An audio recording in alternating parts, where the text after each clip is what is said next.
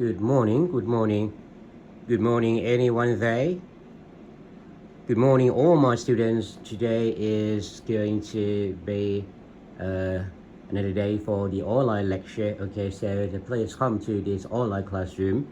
Okay, so I'm going to wait until there are some of you coming to this online classroom. Okay, I now see, I think it's about 8 to 10 people now. Okay, so I believe that in a moment there will be about the 30 people coming into this online classroom. Okay, so we are going to start a lecture very soon. Please come into this online classroom.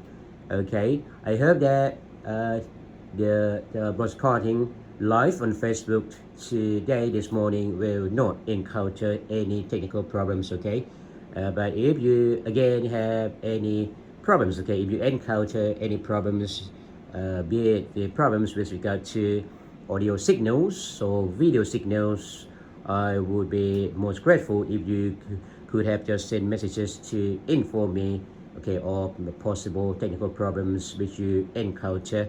Okay, in any case, if there is anything wrong with regard to the video, okay, which is now broadcast live on Facebook, I'm going to also make available the file which I'm recording on another device, okay, onto YouTube, so that you can view it later. Okay, so now according to the screen, okay, I have about 20 something of you. Okay, so I think that I will just continue my lecture. Please therefore allow me to go. Okay, please allow me to just proceed to my desk for the delivering my lecture. Okay, see you in a few seconds.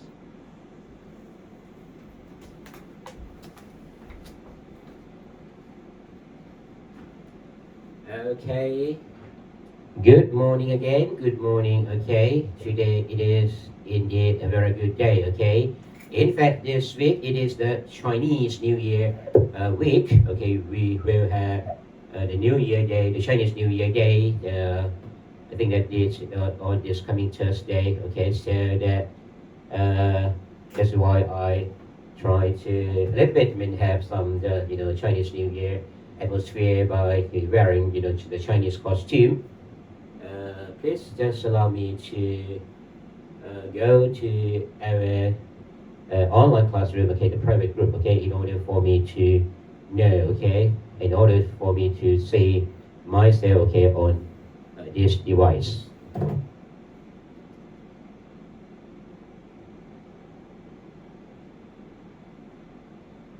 Okay, fine, I see myself now. I see myself on this device, okay, so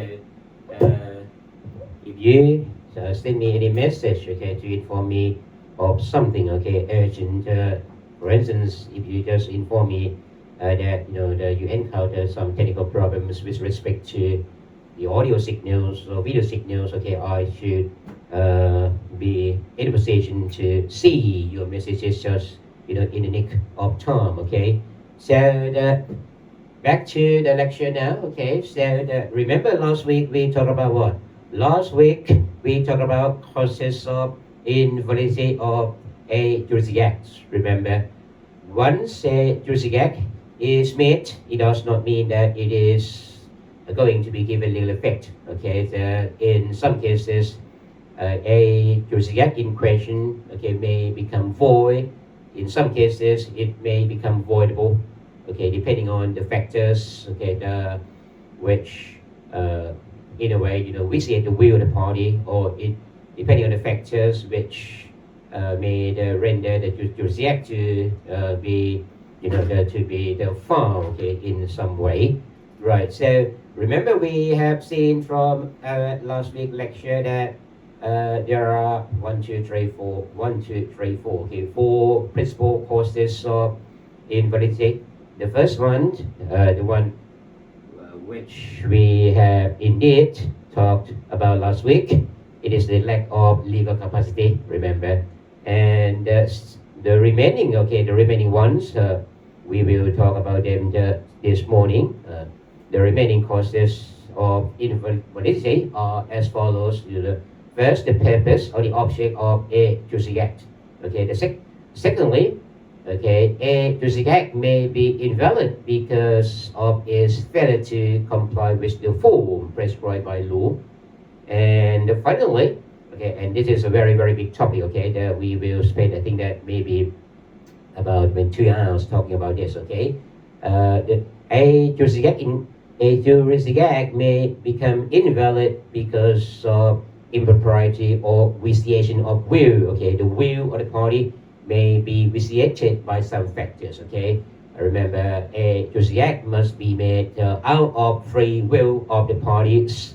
If the will of the party is not free or the will of the party is not genuine, then the juristic act in question may become void or may become voidable as the case may be. Okay, so let's start with the purpose or the object of a juristic act. Okay, of course, as we have seen, in order for a juristic act to be made, okay, we have to make sure that the person who made a juristic act has a particular purpose. We have, I think, that discussed this.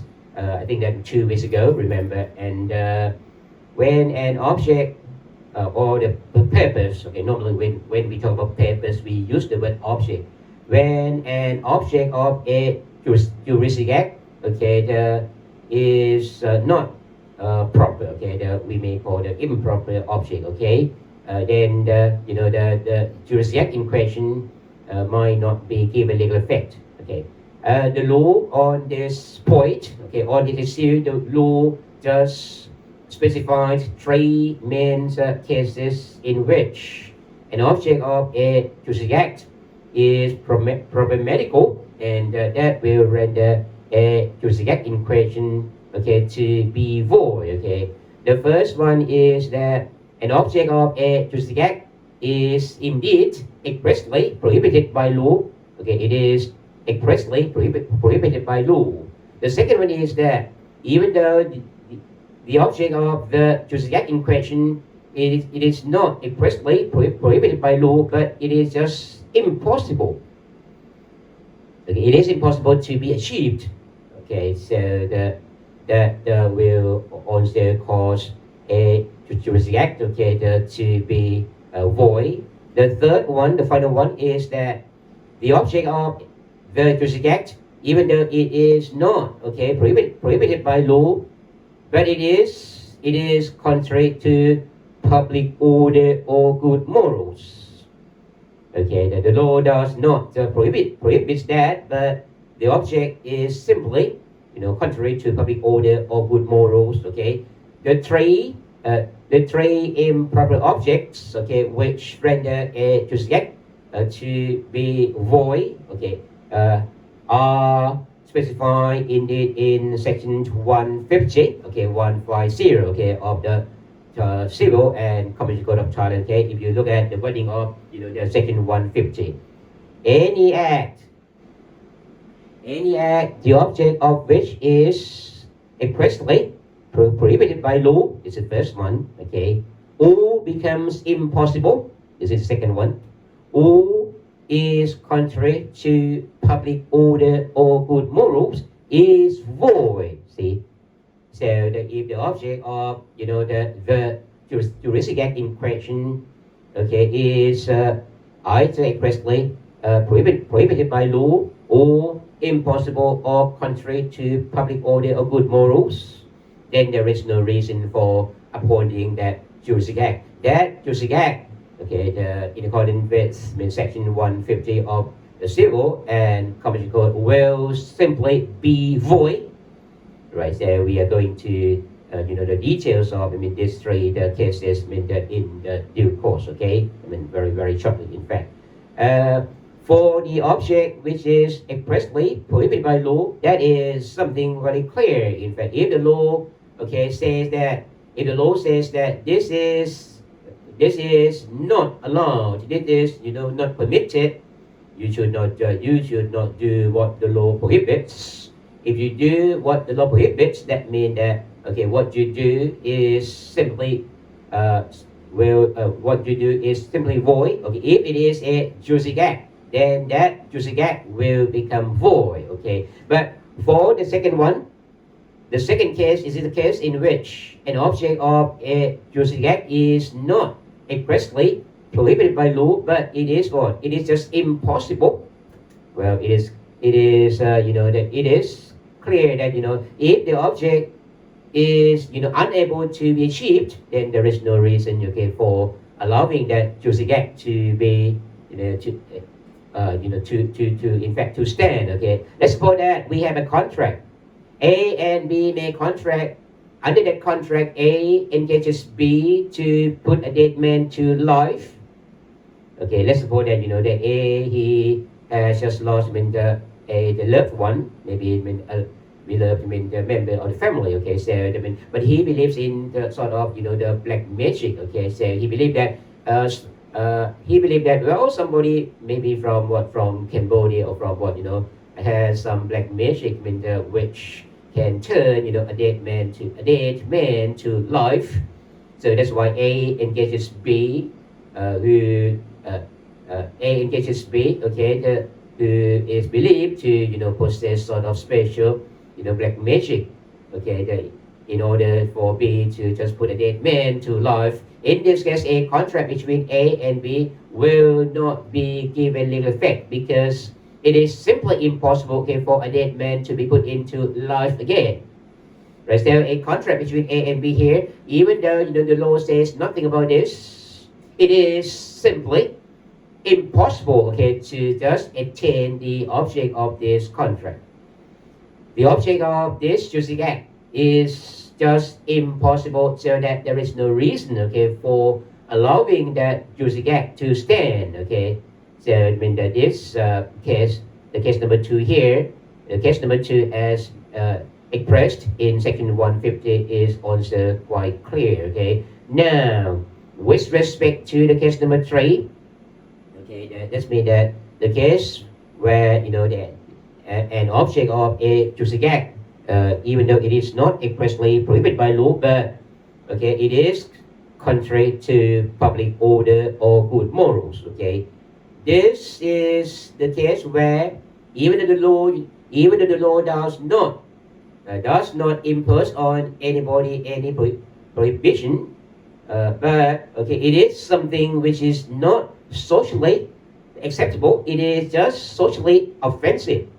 When we say that is the contrary to public order or good morals, okay, because maybe it runs counter to morality. Okay, when we talk about good morals, that is something even more that is something quite easily understandable. Okay, it is just immoral, even though the law does not stop you from doing so, but it is just immoral. Okay, but with respect to public order, that is also something to be considered very carefully. We have to take all circumstances into consideration. Okay, including what? Including sort of political orderliness. We will also think about family orderliness, professional orderliness, or even protection of some persons which should be protected by law, persons of weaknesses.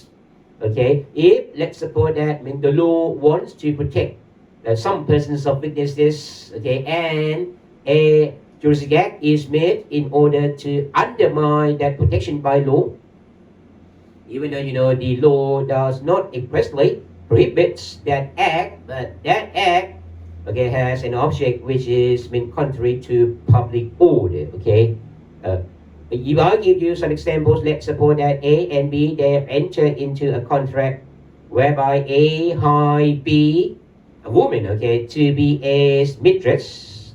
If A hire a woman to be his mistress, let's suppose that A is a married man. He already has his own spouse, and he is not very happy with his life with the spouse. He also, employs. He also employed B to be his own mistress. That that is something. Even though the law does not say that is a crime, the law does not expressly prohibits that. but you can see that that is something which is contrary to public order, because if that is allowed to stand, okay, it is going to have some effect, some negative or some adverse effect on what, on the family institution. Okay, family orderliness will be undermined. So in this case, this contract, this Juristic Act has an object which is contrary to public order or good morals. Okay, so or let's suppose that we have this contract. Let's say that there are two couples. Okay, the couples A and couple B. The couple A. Okay, let me just check whether I see some messages from you. Okay, let me just go to the screen. Okay, to make sure that my video, which is now in the process of recording, seems to be fine. Yes, okay. On my iPhone, which is now used for recording my teaching, the video seems to be fine, and on my Galaxy, mobile phone. Okay, so I think that this is also alright. I use this one for for the broadcasting my teaching live on Facebook. So far there is no problem yet. Okay, so that I suppose that everything is fine with us. Okay, so let get back to the lecture. Okay, we are now talking about the situation where a Juristic Act has a purpose or has an object which is contrary to public order or good morals, as I have mentioned. Okay, even though it is not prohibited by law, the law does not say anything about this. The law does not say that this is prohibited, but we can see. Okay, we can just see by reference to to sort of the degree of social acceptability. We can consider, let's say that the family orderliness. We can consider everything. Okay, and we may reach the conclusion that it is not something which is socially acceptable. So just now we talk about this example. Okay, we have two couples, couple A and couple B. Let's suppose that these two couples, even though couple A, couple A consists of a man and this lady. Okay, they are married. Similarly, couple B, the man and the lady, they are also married. Okay, but the couple A and the couple B, they are not satisfied with their sexual desire. Okay, so they prefer something like the partner swapping agreement. So let's say that both couples, they enter into an agreement by which the couple A offers an amount of, let's say, 100,000 baht to the couple B in order for the couple B, to swap partner with couple A. Okay, let's suppose that the man from the couple A can just sleep with the lady from couple B, and similarly the man from couple B can also spend sort of the sexual life with the lady in the couple A. In this case, if we just look at the law, is there any law in this country, in Thailand, which prohibits the partner swapping agreement like this? Is there any law saying that, well, you must not swap your partners? Okay, if you're married, you must not swap your partners, otherwise it is going to be a crime. Well, there is no such law at all. Okay, so but even though there is no such law, even though the law does not prohibits this, it is just not socially acceptable.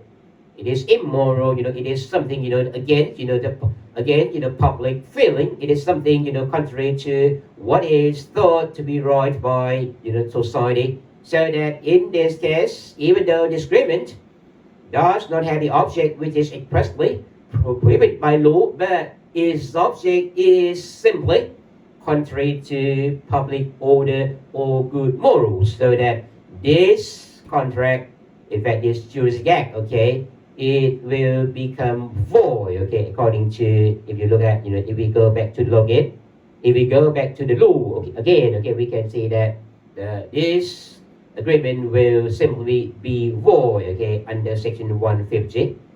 Back to 150, we can see that 150 sets forth in 3 cases in which a Juristic Act is void due to its improper object, okay. The first case is the object of the Juristic Act is expressly prohibited by law. The second one is that the object is impossible, and third one is that the object is contrary to public order or good morals. Okay, so we will see real cases. Okay, indeed we have some decisions. Okay, which are drawn. Okay, from the Supreme Court.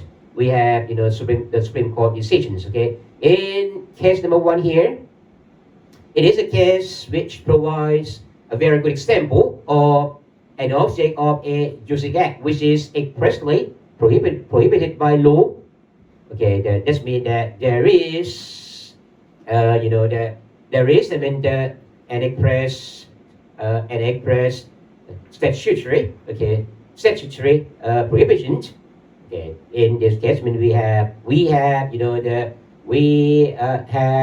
the statutory, the prohibition under the specific law known as the Allotment of Land for Subsistence Act, or in Thai พระราชบัญญัติจัดที่ดินเพื่อการครองชีพ Okay, the purpose of this act is that this is the way to just give land, okay, to poor people. Some people in this country are too poor, okay, to afford their own land, okay, so that it is hard for them to live their own lives, okay, so that the law will help them out, okay, by allotting land for them for just subsistence, okay, for the living, not for commercial purposes, okay. So according to this act, when any person acquire the land, acquire a piece of land, okay, allotted under this act, then that person is indeed prohibited from making any transfer of that land within 5 years from the date of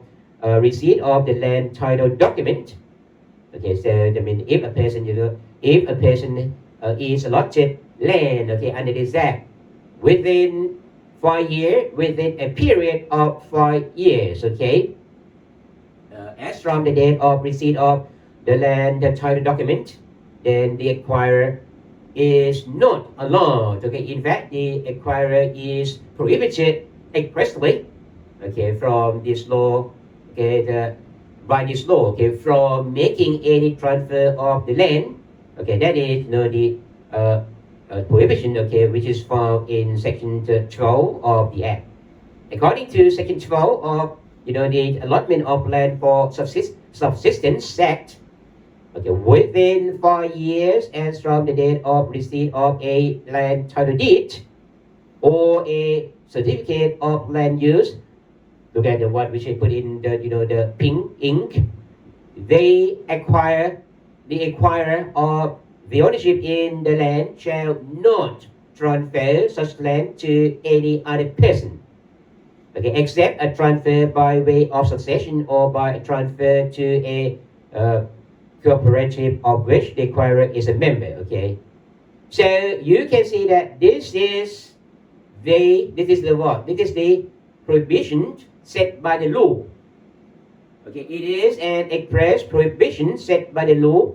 So let's suppose that if Mr. A has in fact acquired land, okay, by this act, by the Allotment of Land for Subsistence, okay, Act, right, 1968, and then Mr. A, the acquirer, just transfer this land, maybe the acquirer just sold this land to somebody else. Would that contract be okay? No. The answer is no. Okay. This is what was held by the Supreme Court. The Supreme Court held that this agreement, the agreement to sell, was just void. Okay, under section 150 of the Civil and Commercial Code because its object was what? Expressly prohibited by law. See, so this is something quite straightforward. Okay, we also have similar case But under a different statute, the statute concerned here is what? The statute concerned here is the Land Reform for Agricultural Purposes Act. Similarly, okay, just now we talk about the act called the Allotment of Land for Subsistence Act, okay, 1968.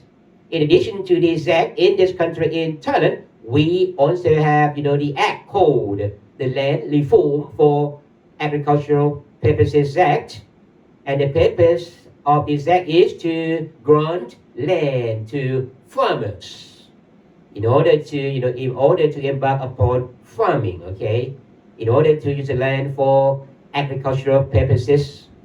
So when the objective of this act is to grant lands to poor farmers for agricultural purposes, the law needs to make sure that the land will be with the farmers who are granted with the land, okay? That's why the law does not allow, the acquirer of the land under this act, okay, to just transfer this land. When any farmer is granted the land, the farmer will obtain, just obtain this kind of document, okay? The license for the use of land in a land reform zone, okay? So in Thai we call this one Sopok. Sopok means the 4-01, okay, document, right? So if you hold this document, then you are allowed by the law, okay, by in fact the Land Reform for Agricultural Purposes Act, to just use this land for your own farming, for your own, the agricultural purposes, right? So to make sure that you will not just use this land commercially, and to make sure that the land will be with you, okay, the law just prohibits you from transferring this land, okay? So if you look at, the section 39 of this act, you can see the statutory prohibition, okay, according to section 39, land acquired by a person by way of land reform for agricultural purposes shall not be divided, all rights therein shall not be transferred to other persons. See? So the one which you see here, which I put in red in the in the pink ink for you for convenience, it is in fact statutory prohibition.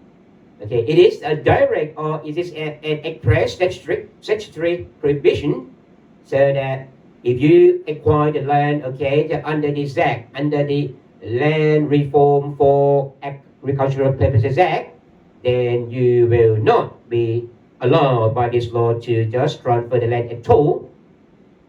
Okay, you cannot just sell your land to anyone else.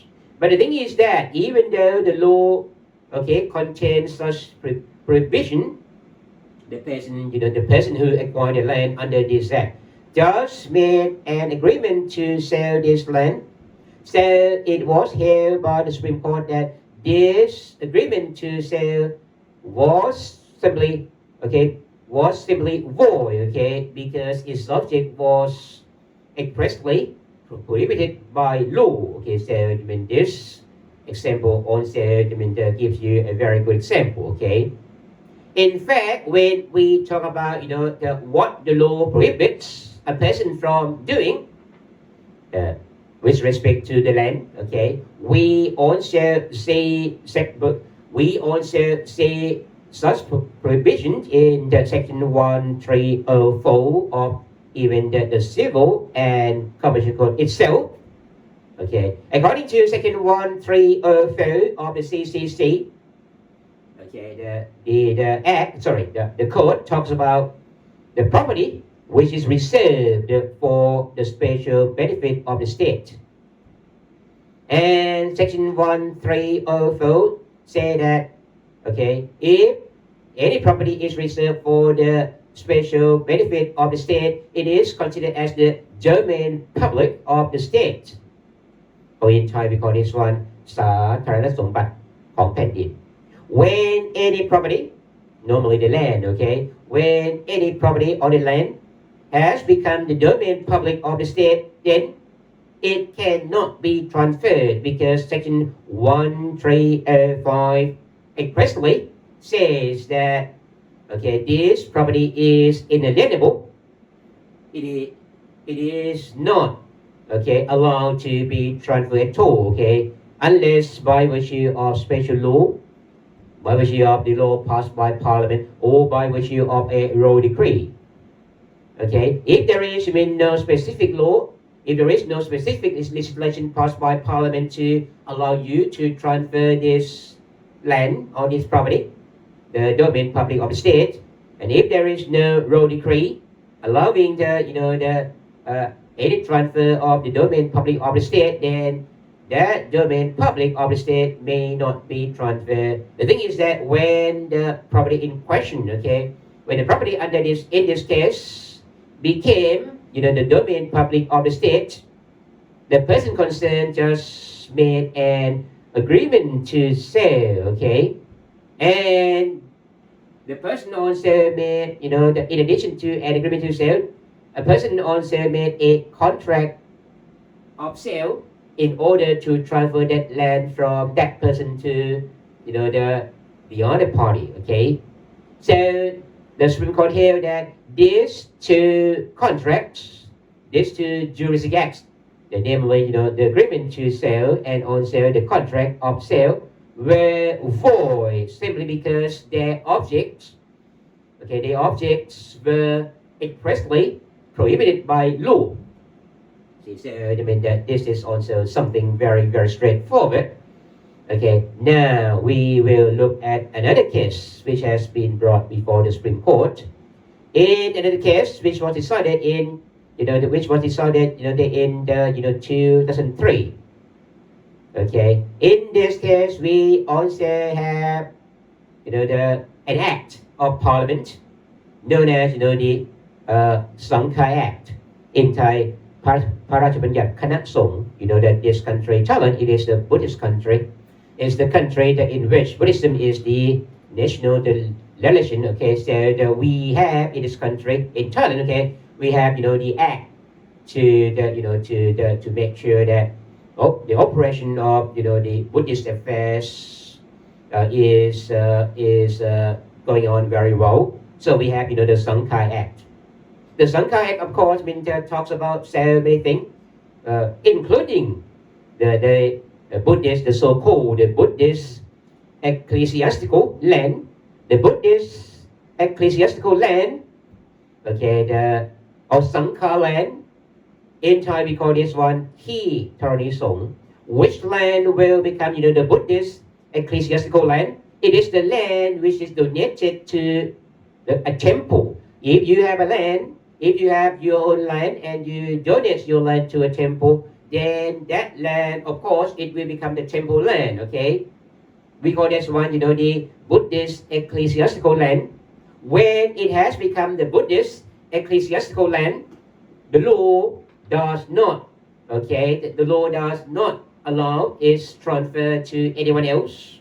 So section 34 of the said act just contains, the prohibition from any transfer of that land to anyone else, okay, except by an act passed by Parliament or by a royal decree. The thing is that that land, after it became the, the Buddhist ecclesiastical land, it was transferred under a contract.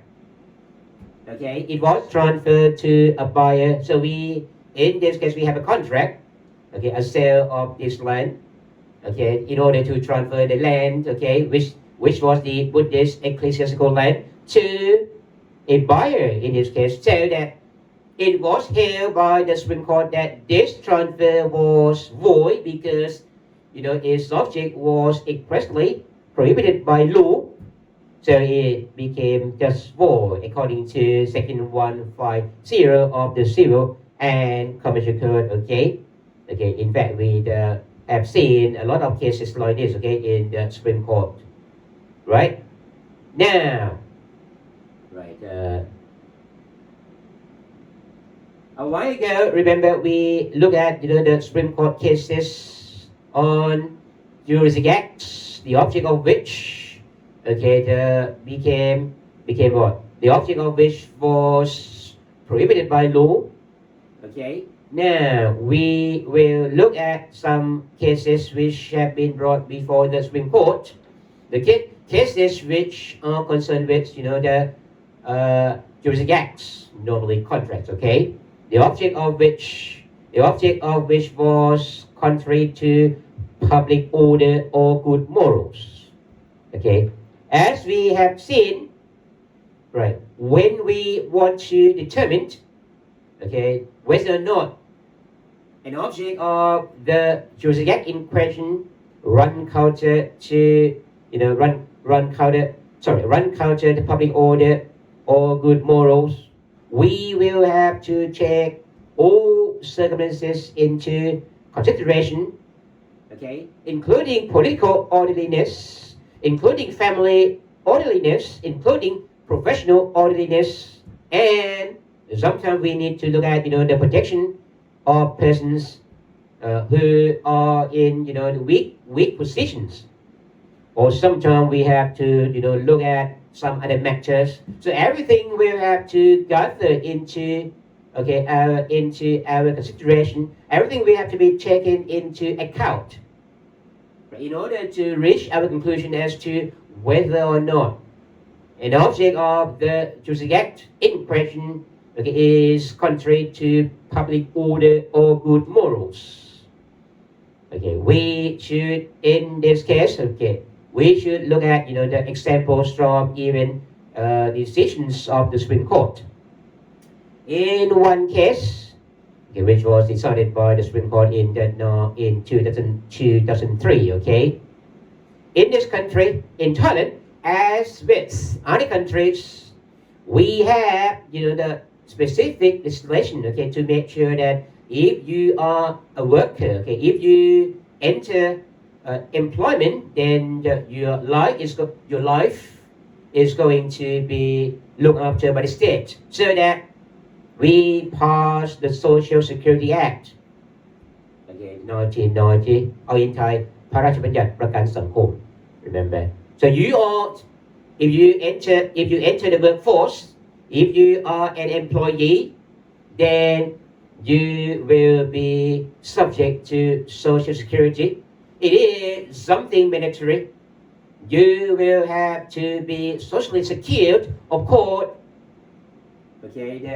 Part of your salary will be deducted, in order to be put into the fund, the Social Security Fund, and the government will also provide a contribution to that fund. So the fund is very big. What is the fund going to be used? Well, it is going to be used for the benefit of the welfare of the of workers or of employees. Let's say that when you are an employee and you become sick, when you go to hospital, maybe you don't need to pay the medical fees by yourself. You don't need to pay medical fees out of your own pocket because you are socially secured. Medical expenses will be borne by the fund. Of course, there will be some ceiling. It doesn't mean that, well, if your medical expenses reach, let's say that an amount of 10 million baht, then everything, all the fees will have to be covered by this, the Social Security Fund. The law will just, set the limit. If your expenses do not go beyond the ceiling set by the law, then you don't need to pay by yourself. Okay, that is, your benefit, which is obtained from this, Social Security Act, right? The thing is that, right, the reason why workers or employees are provided with this kind of thing, it is because when normally employees or workers, they are in in a weaker positions, okay, they are the persons who are protected by law because of some weaknesses, right? So the law will have to make sure that the protection given by law is not going to be undermined by private, the arrangement. So, what happened in this case is that, let's suppose that there is Mr. A, he was an employee working for a company, and he became ill. He would have to be hospitalized, okay? And in this case, he made an agreement with the hospital. According to the agreement said that, well, he would have to pay all medical expenses out of his own pocket. Okay, even the portion of medical fees which fell within the statutory limit, he would have to pay by himself, right? So the law say that, if the expenses fall within the limit, if medical expenses fall within the ceiling set by the law, then employees do not need to pay by themselves, because medical fees would have to be covered by the social insurance, under the Social Security Act, right? So the thing is that the arrangement or the contract between an employee, Mr. A here, and the hospital, would be valid or not, even though the Social Security Act does not contain an express prohibition. It does not contain any statement that, well, it is prohibited from it is prohibited for what, for the hospital, okay, to just require the worker or the employee to pay by the worker or the employee out of his own pocket, even though the medical expenses would fall within the limit, even though the law does not prohibit that clearly or expressly. But we have to consider that, okay, the purpose of this act, the Social Security Act, is to protect persons of weakness, i.e. the employees or workers, okay, to make sure that they enjoy welfare provided by law. So the agreement between the worker or the employee and the hospital in this case, even though the object was not expressly prohibited by law, but the object was simply contrary to public order or good morals, because this would undermine the welfare the welfare of workers or employees. It would undermine the protection given by the law, so that even though it was not expressly prohibited by law, but the object was simply contrary to public order or good morals, so that the agreement in question became void according to the section 150. In fact, in addition to section 150, we can also perceive that this is also the case which falls under section 151. Remember, we have, I think that 2 weeks ago, we have also talked about section 151. 151 says what? Any act which differs from a provision of law is not void if it is not the law relating to public order or good morals. That means that when the law says something, okay, the parties have freedom of contract, okay, to agree otherwise, even in derogation from what the law says, if the provision of law does not relate to public order or good morals. In this case, okay, even though the law say that, well, workers or employers, enjoy Social Security, they do not need to, pay medical fees by themselves.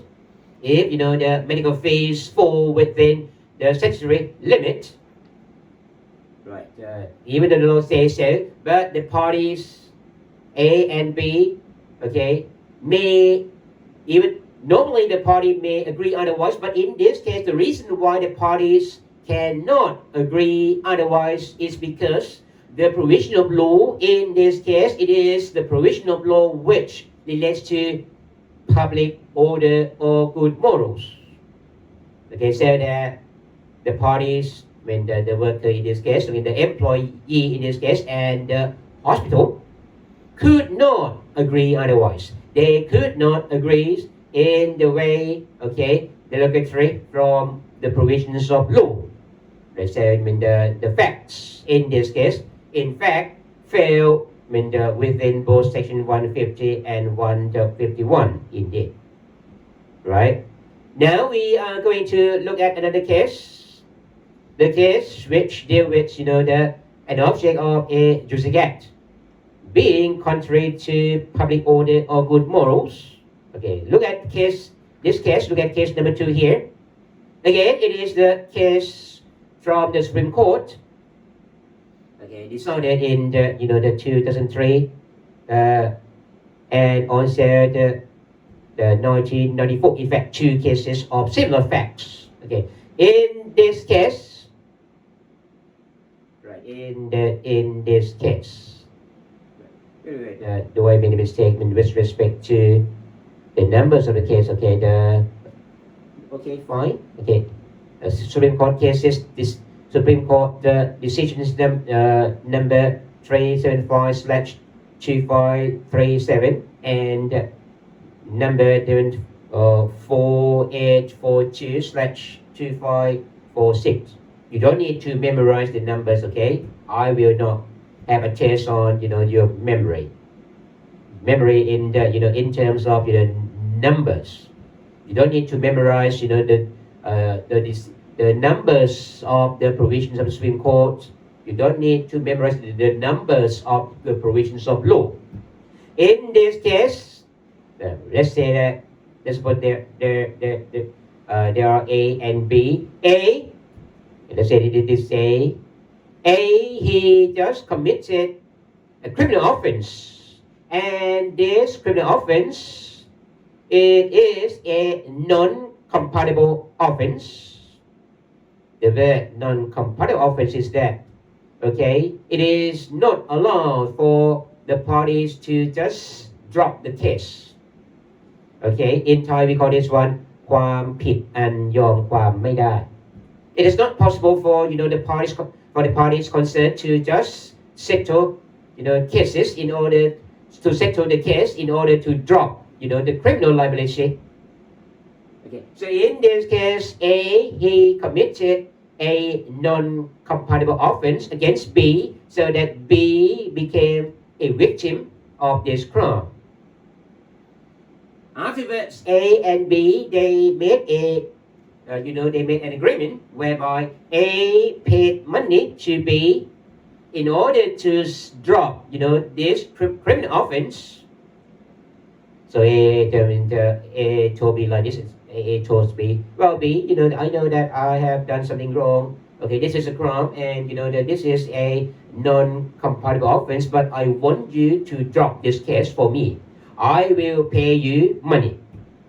Okay, so A and B enter into an agreement in order to withdraw, okay, any complaint lodged with the police, and if B, the victim, if B already institute an action, okay, before the court, then B would have to withdraw the court case as well. Would this agreement between A and B, okay, become void? The answer is yes. Okay, the Supreme Court will that this agreement had an object which was contrary to public order or good morals. Even though there was no direct or express prohibition in the law, Okay, but reaching an agreement that way, it is simply contrary to public order or good morals, so that the agreement between A and B in this case, okay, became just void according to section 150 of the Civil and Commercial Code. Okay, now, okay, one thing which I should bring also to your attention is this. Okay, it is also concerned with whether or not the arrangement between parties, okay, is considered by law as being contrary to public order or good morals. This thing is the contingency fee. I don't know whether you know this word. Contingency fee is what? It is the fee charged by a lawyer, okay, charged by a lawyer towards the client in a way of setting an amount equivalent to a specified percent of the value of the property in dispute. That means that, let's say that I am a lawyer and you are my client. Okay, let's suppose that you hire me to to just advocate for you in the court, right? And let's say that when you have a dispute with your neighbor over the land, and of course when if you sue your neighbor, you may win or you may lose. And I am your lawyer, I represent you in court, and I require you to pay me, the lawyer fees. I ask you to pay me lawyer fees. We have, of course, between you and me, we have an agreement, whereby, okay, it is agreed that if you win this case, you need to pay me, okay, let's say 10%. 10% of the value of this land. You just have a dispute with your neighbor over the land. Okay, if we win this case, I represent you in court. If we win this case, I will charge you 10%, okay, of the value of this land. So charging lawyers' fees in this manner, it is called this fee is called contingency fee. Contingency fee. Is that allowed? Is that prohibited by law? You can see that there are many lawyers do so now. If you have sort of inheritance case, lawyers are so happy. Let's say that you are very rich. You are from a very rich family. Okay, let's say that you inherit. Okay, you inherit something like the 100 million baht from somebody, from your relative who died. Okay, and let's suppose that your family does not give the portion which you're entitled to you. Your family does not give you the portion to which you are entitled. In this case, you need to sue. You need to just initiate an action before the court. Of course, the value of the dispute, it is 100 million baht. And if I am your lawyer, if I require you to pay just 10% of the value of this property in dispute, 10% of 100 million baht, it will make what? It will make 10 million baht. I will become rich if we win this case. See, many lawyers, they do so. Okay, but we have to consider whether or not the agreement this way is going to be legal effect by law or not. Right. We have some cases on this point. Okay, in the case decided by the Supreme Court in 2005.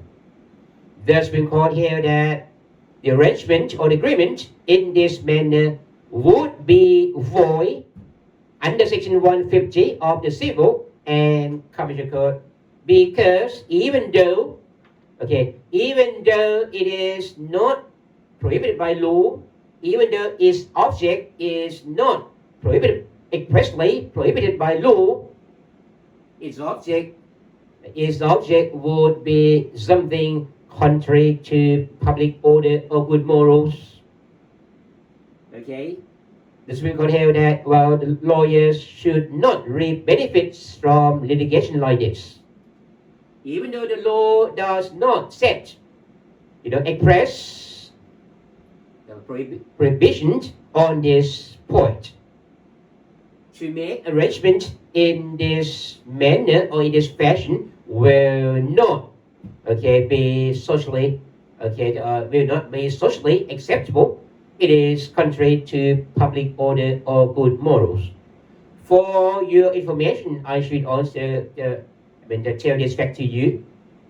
We in this country have specific law, governing lawyers. If you are practicing lawyers, then you will have to be regulated by law. We have in this country the law called the Lawyers Act. The Lawyers Act.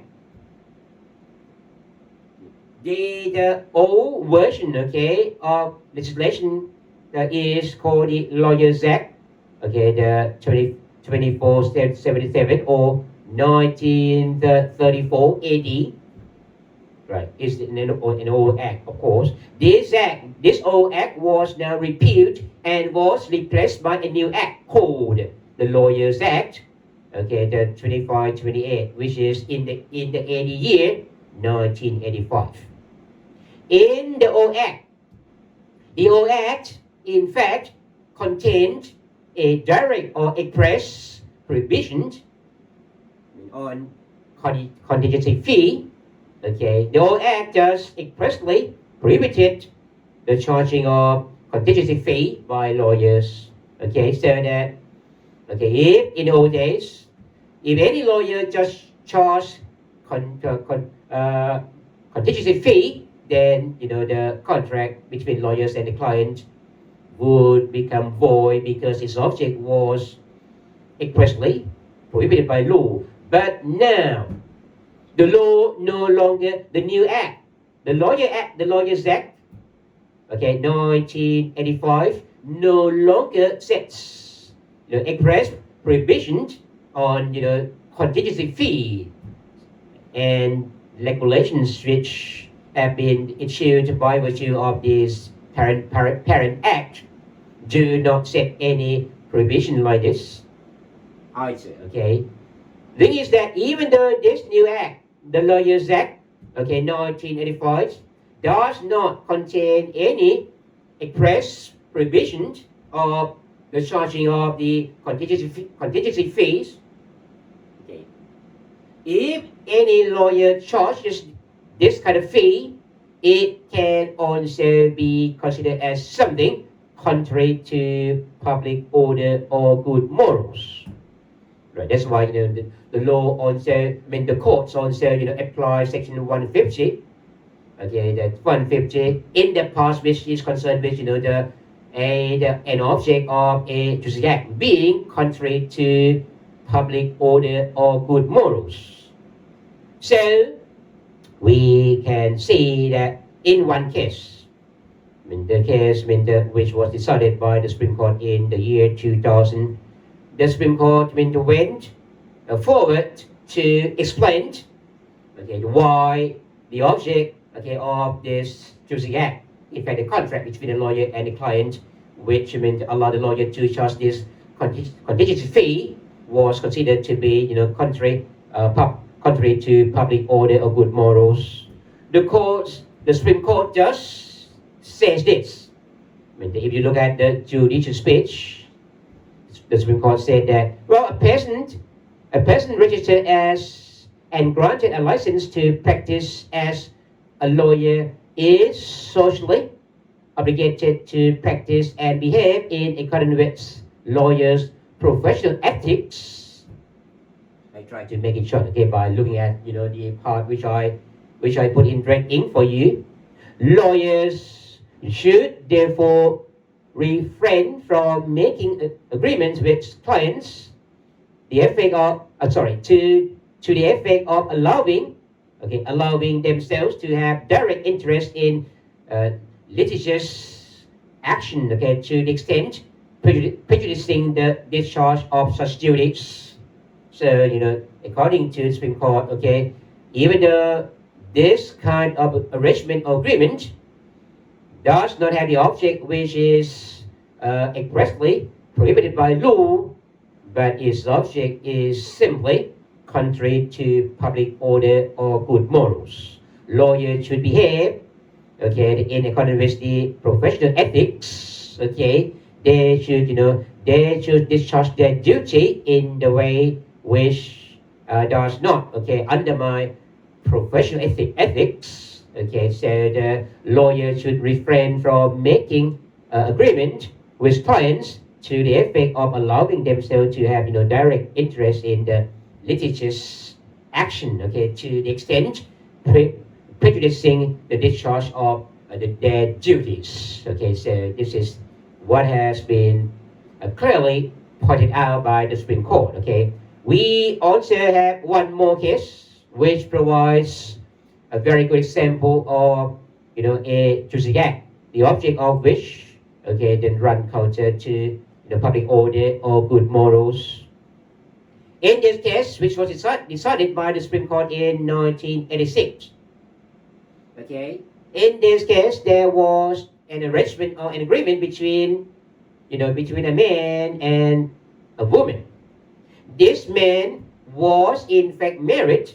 He had his own wife, legal wife, of course, but he was not satisfied with with his marriage life.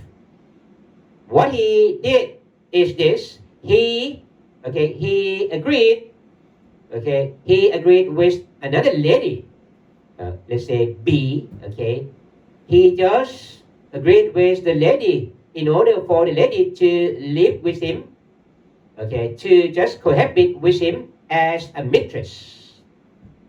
So B became this man, B, the lady, became this man's ex, okay, the mistress, right? And according to this arrangement or this agreement, A would pay B 1,000 baht per month if they had any choice, okay, together, right? A, the male partner, okay, would have to apply for registration of legitimation ก็เป็นทายการจดทะเบียนรับเด็กเป็นบุตร right? We would have to consider this agreement.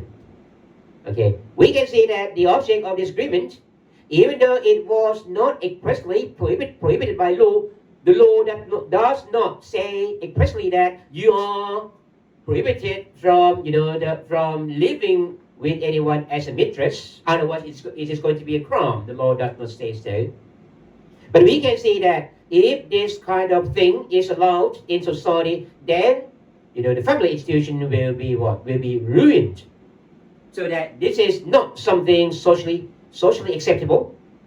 So according to the Supreme Court, this agreement was void because its object was simply contrary to public order or good morals. Right? Okay, fine. Right. Very good. Okay, I think that we stop here first. I mean one hour has passed. Okay, but no. I think that we have just about 15 slides to go to. Okay, so I think that we should not stop now. Okay, we will carry out the lecture until the end of this part. Okay, back to causes of invalidity. Remember, we have talked about the lack of legal capacity. We have talked about objects of a Juristic Act. Okay, so if parties make a Juristic Act when one of the parties lacks legal capacity, we have seen that the Juristic Act in question may be voidable, but it may be invalid, right? And we have also seen that an object of a Juristic Act may also trigger invalidity of a juristic act.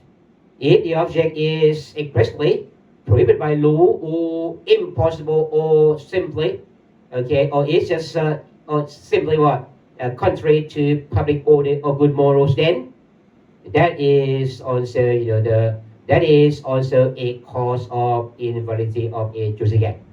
Now we will talk about one more thing here. Okay, invalidity of a juristic act due to failure to comply with the form.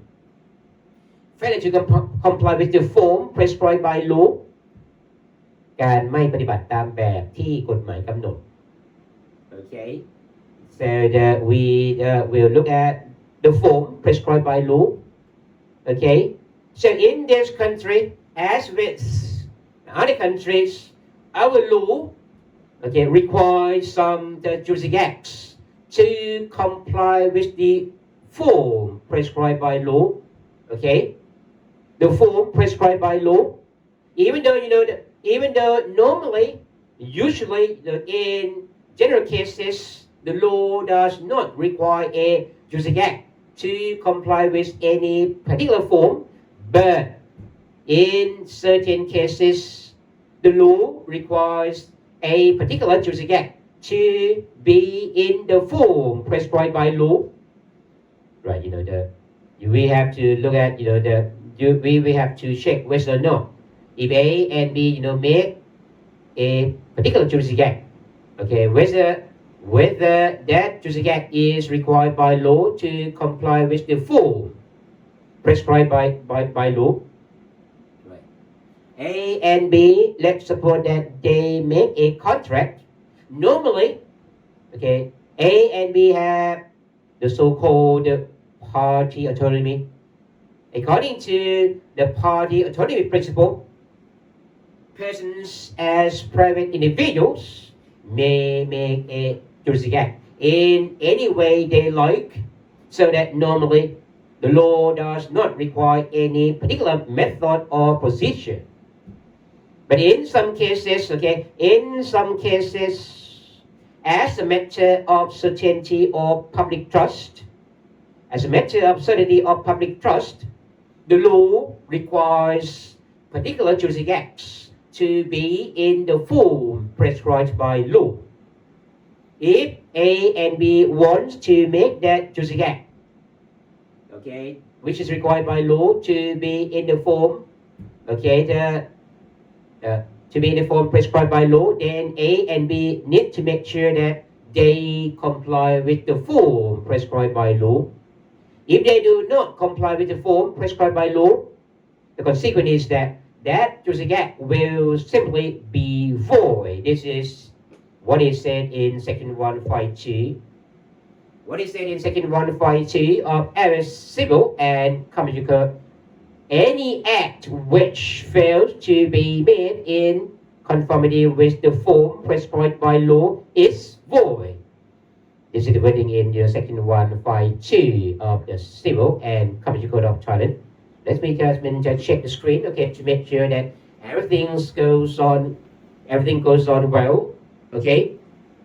All right, my iPhone seems to be fine, okay. The recording seems to be working very well now, and the live broadcast is also very fine, okay. I have now the 27 students. Okay, some of you are absent. Okay, I will have a check later. Okay, who are absent. Okay, so if you are in this room, okay, please type your name. Okay, please send your messages. Okay, in this online classroom by typing your name, so that I will know that's where you are in. Okay, and if you are in, then that means that you are very good student. Okay, you pay attention to the lecture, so I will take care of you.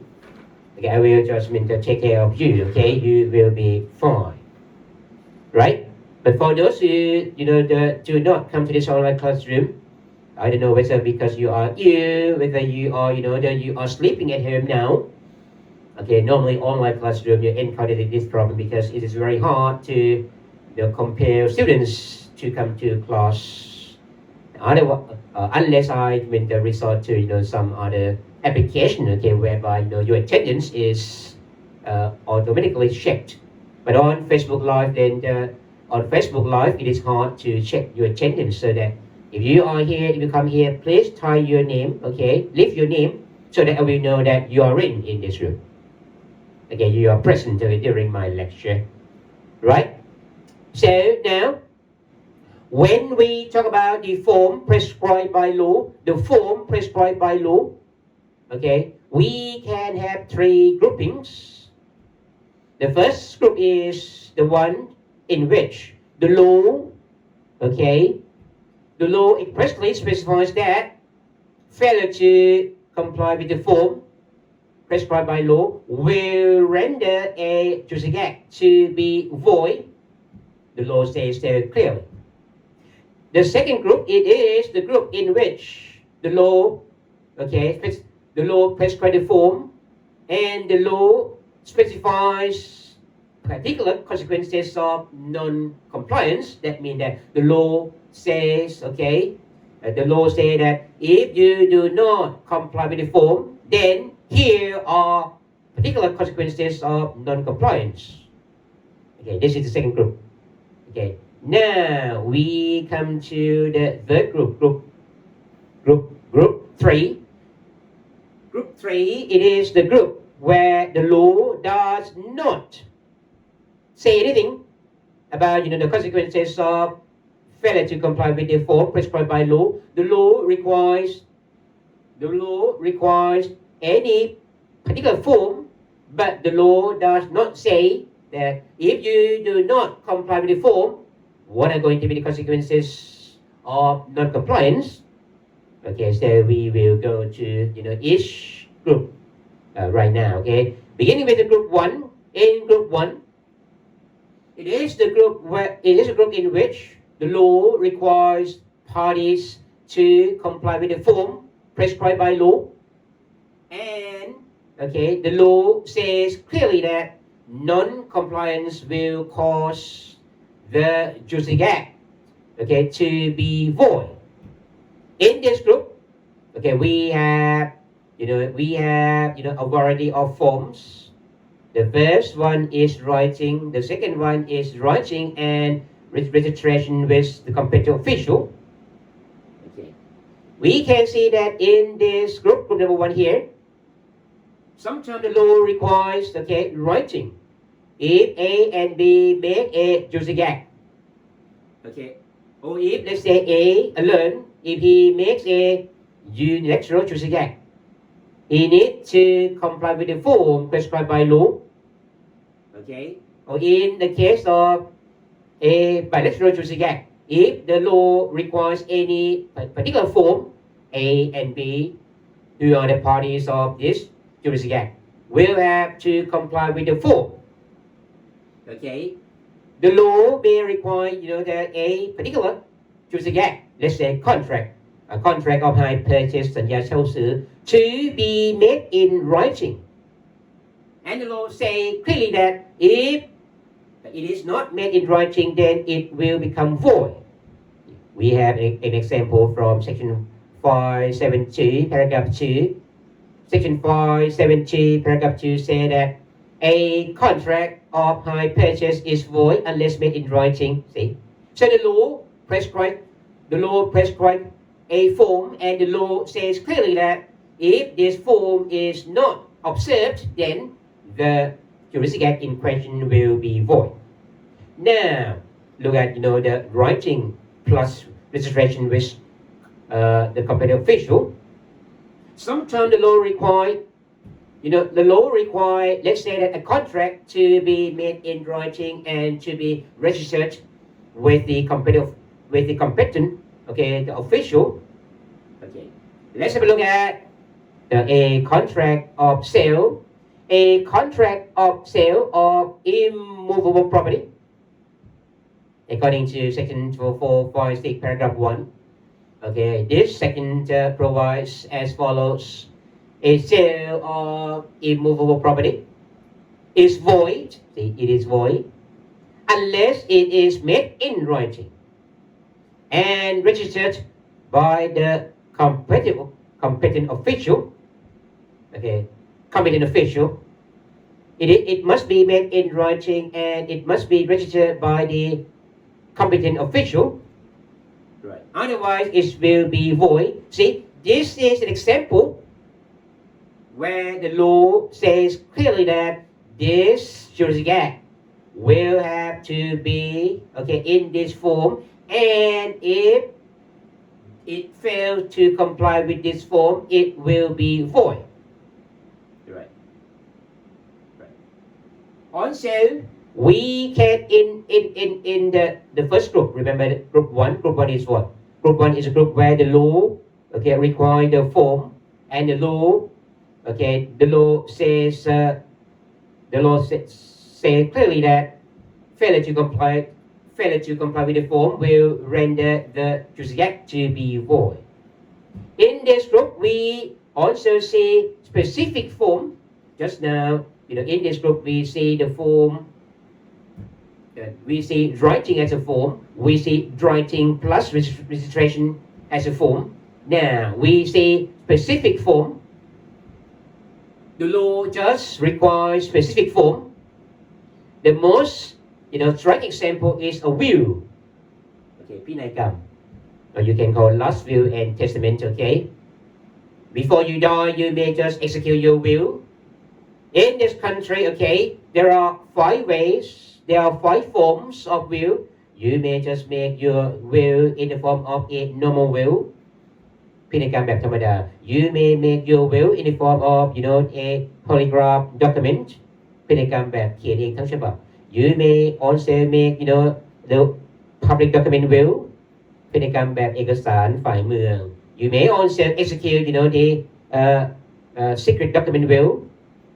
พินัยกรรมแบบเอกสารลับ And in an exceptional case, the law also allow you to make an oral will. Let's suppose that you make a normal will.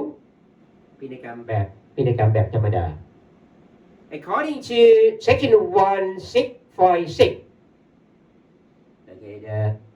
the law says this: a will may be made in the following form, that is to say, it must be made in writing, dated at the time of execution thereof, and signed by the testator before at least 2 witnesses who shall then and there sign their names, certifying the signature of the testator at the same time.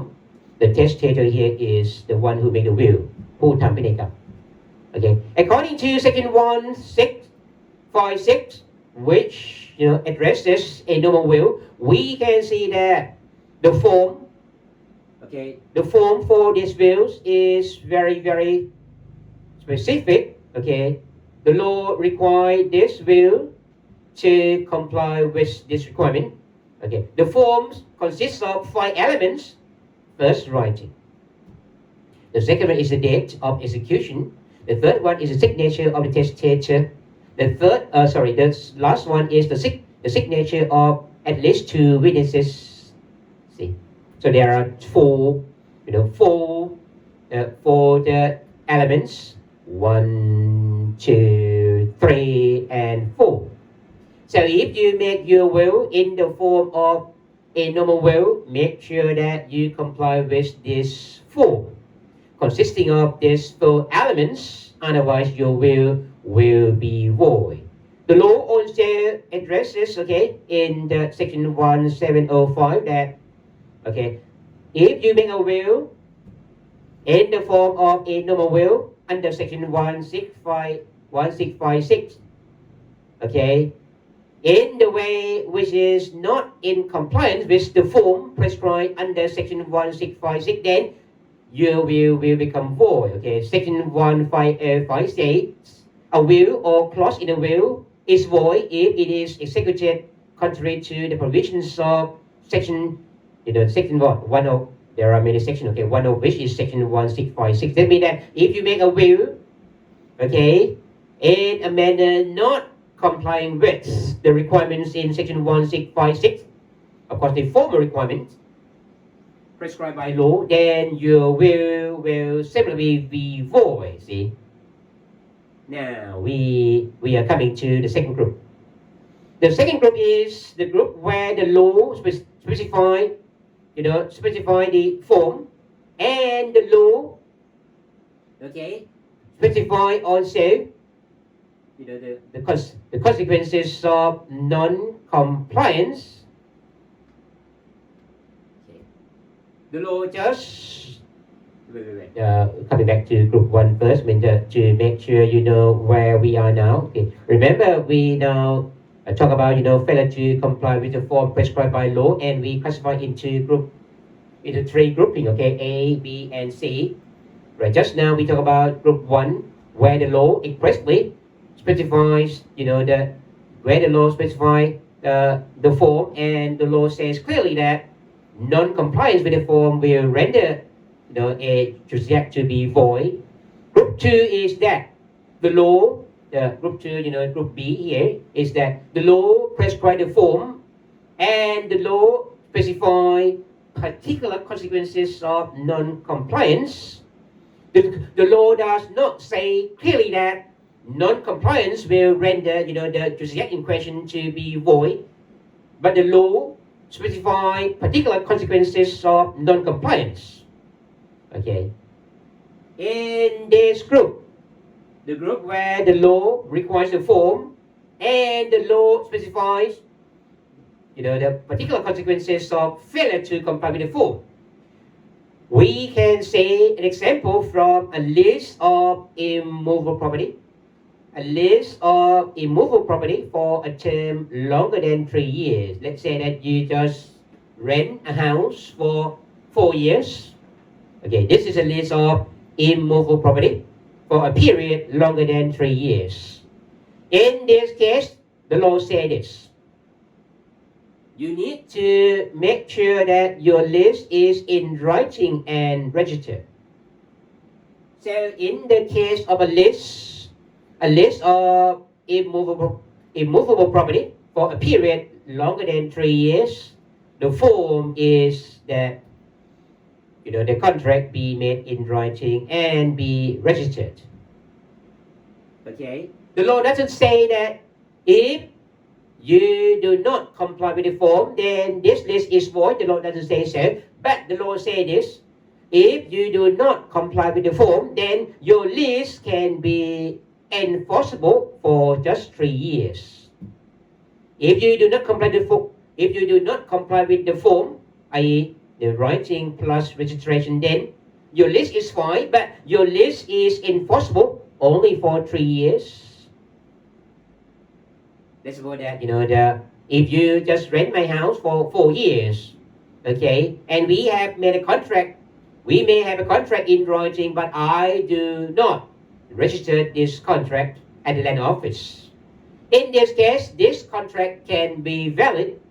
This contract can be enforceable for 3 years. Let's suppose that in the first year, I want you to get out. Can you say, sorry, when the list says that the term of the list is 4 years? Yes, the list says so, but because we do not comply with the form prescribed by law, i.e. writing plus registration.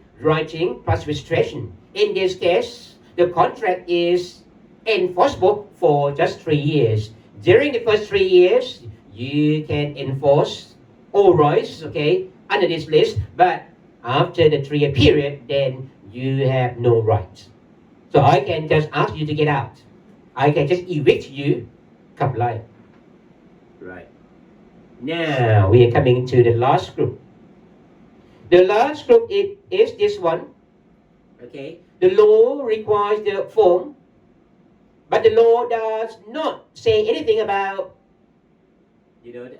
failure to comply with the form. The law just sets the form, but if you do not comply with the form, what is going to be the consequence? The law says nothing. Okay? Let's suppose that we talk about the marriage and the divorce. Okay? With respect to the marriage and the divorce, the law requires the marriage to be registered. The law requires registration of the marriage. Similarly, the law requires the registration of the divorce. by consent, A and B, if they are, the husband and wife, if they agree, okay, upon the divorce, they will have to register their divorce. See, the law requires registration. With respect to both the marriage and the divorce, the law requires registration, okay? But the law doesn't say anything what is going to be the consequence of failure to register the marriage or failure to register the divorce. In this case, we will have to look at the nature of the Juristic Act consent. If the law says that the marriage needs to be registered, even though the law does not say at all that failure to register will lead to the voidness, but we can just interpret the law as meaning this. Okay, if if there is no registration of the marriage, then we have to take it that there is no marriage at all. Similarly, if the law requires the divorce to be registered, even though the law does not say clearly that non-registration leads to the voidness of this divorce, non-registration results in this divorce becoming void, right? But we can interpret that if there is no registration, then that means that there is no marriage. So we look at the nature of the Juristic Act consent. If a person does not comply with the form prescribed by law, that we have to take that there is no such Juristic Act at all. Well, another way is to apply Section 152. Even though the law does not say clearly that in that case, failure to comply with the form will render a Juristic Act to be void, but we can apply Section 1. We can even apply, the Section 1.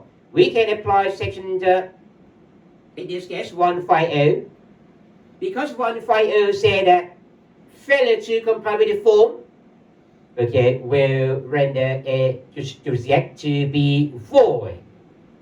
150 applies, of course, to Juristic Acts in general. So in this case, we can just apply 152. I just mispronounced it, 150. Now, the last thing which should be said before I end this part is this one. We talk about the form prescribed by law แบบซึ่งกฎหมายกำหนด Now, and we have seen already that the one of the forms is writing. Writing, it is one of the forms. Among the forms prescribed by law, writing is one of the forms. Right. Now, I ask you this question.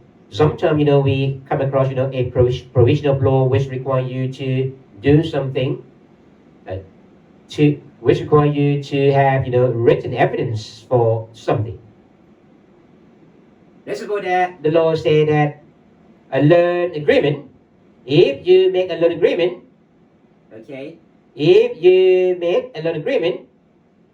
your loan agreement will need to be supported by written evidence.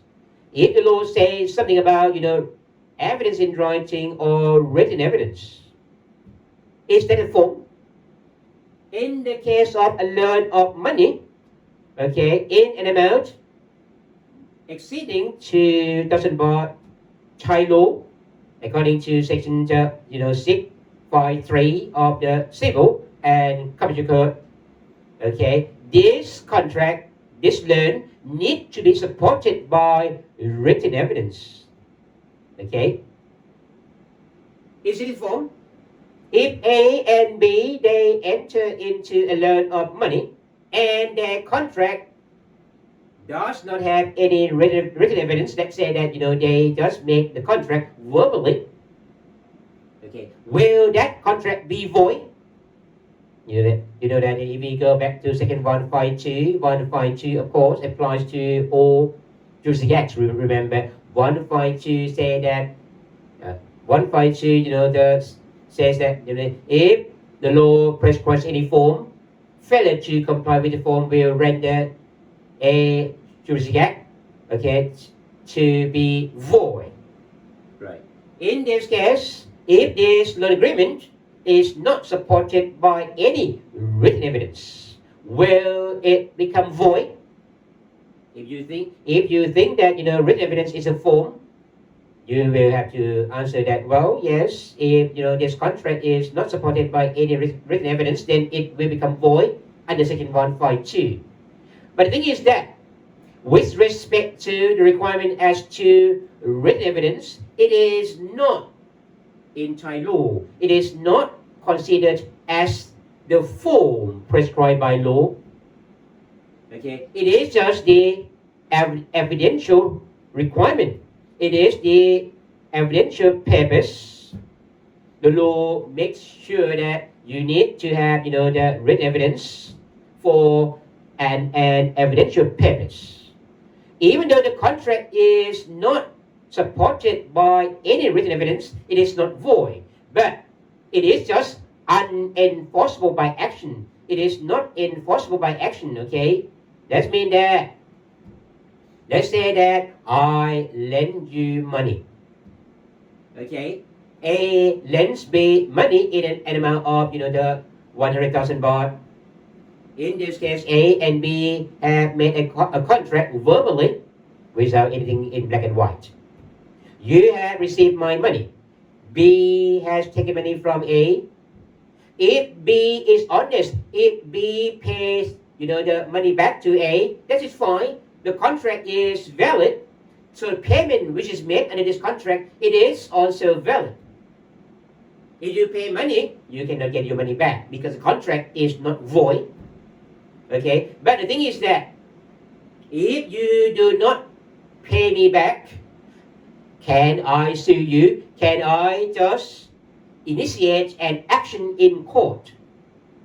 Remember the law says that if it is not supported by written evidence, then it will not be enforceable by action. That means that I, the lender, cannot sue, okay, the borrower.